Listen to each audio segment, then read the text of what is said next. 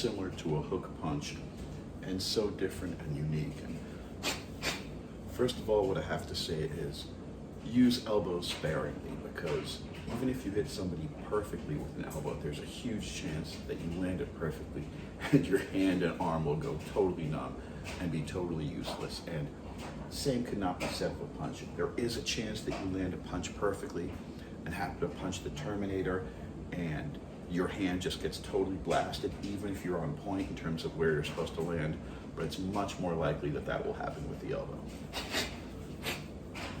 That having been said, a few technical things in order to get the elbow going. Before we even start, you're going to need a post. You're going to need contact with the other fighter's body before you land that elbow. There's a very small chance that you're just going to be dancing on the outside and all of a sudden, boom, land an elbow. It's more likely you're going to grab them. You're going to grab them by the forearm, pull them in, or grab them by both forearms. Very effective. Pull them into an up elbow, fold one arm over the other and trap them, or grabbing them, delivering a series of elbows.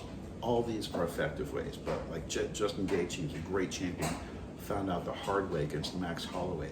When you're doing this effective technique that just beats everybody in the world, controlling them with the collar tie with one hand, while you blast them with elbows with the other. All it takes is one great fighter to know that when you're controlling him with that arm, you're totally open. Because in addition to controlling him, you're holding him in range. So be very careful of that. Anytime you've got this long guard, which is one of the best ways besides a collar tie or the tie clinch to actually set up the elbow, anytime you've got that post, a good fighter can hook over the top, they can parry it, they can come downstairs below.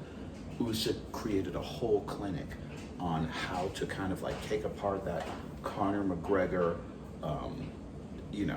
Tyson Fury long guard. It can be really detrimental if you don't do it correctly. So that having been said, out of the clinch is really the best way.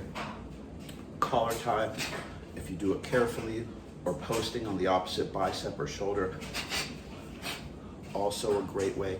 And hey, you might just get lucky.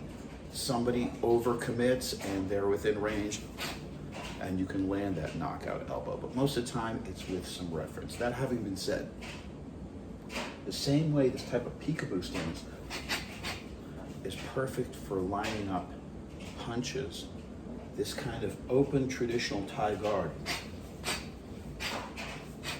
is perfect for landing elbows, which you really can't land out of this boxing stance. You've got to let the hands breathe. You've got to let the hands open out. It'll go sideways so you can see. You've got to let the hands open out a bit. You can't elbow out of this kind of shelled up boxing stance. There's a lot of controversy. Some people say you've got to collapse your hand. I've heard some coaches say that when you elbow so you can really bring it around. Some people say you've got to have the arm stiff. Neither really work. It's somewhere in between. Of course, you don't want to have the wrist totally limp because somebody can just take advantage of that and smash your hand and get you in a joint lock. And you can't even bring it around if you don't have some sort of give in your hand and wrist in order to kind of turn the elbow over. So the answer lies somewhere in the middle. But as always, even when I've got my hands open here, they're not loose, they're not soft. They're solid because we don't want to get our fingers broken by a kick. We want to use these to parry hard shots and to be able to guard while we're elbowing. Same way we're going to throw or practice blocking left hook and throwing left hook. We practice blocking the left elbow and throwing the left elbow. We try all sorts of different angles. Same way we practice blocking the right hand and throwing the right hand. We practice blocking the right hand and throwing the right elbow. And my feet are clip-clopping. This is not muscular force. It's happening quick, but it's only happening quick because I'm cheating by lifting up my rear heel and dropping on it and moving my whole body by doing that. My rear heel is so high up right now. I'm cheating by just dropping my weight in as opposed to just keeping my feet flat, twisting and using muscular force. This is all this clip-clopping of the feet that's giving us this freedom of motion, even with this elbow flow.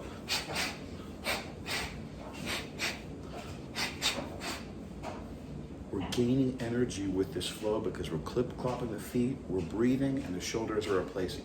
Just like our kinetic punch chain.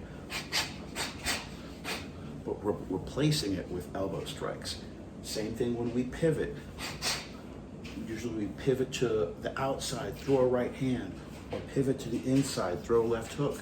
We still the same combinations, we just replace them with elbow.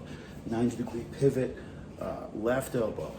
90-degree pivot out, right elbow. We're just incorporating a lot of the same quick rhythm techniques, the brilliant footwork, the clip clopping of Western boxing into this Muay Thai elbow flow, because we're using it in a setting where we have to guard against takedowns. This isn't Muay Thai where we can just hang out on our rear foot and teep on the front foot. We'll get taken down if that happens. We don't want to throw a front kick off the front foot.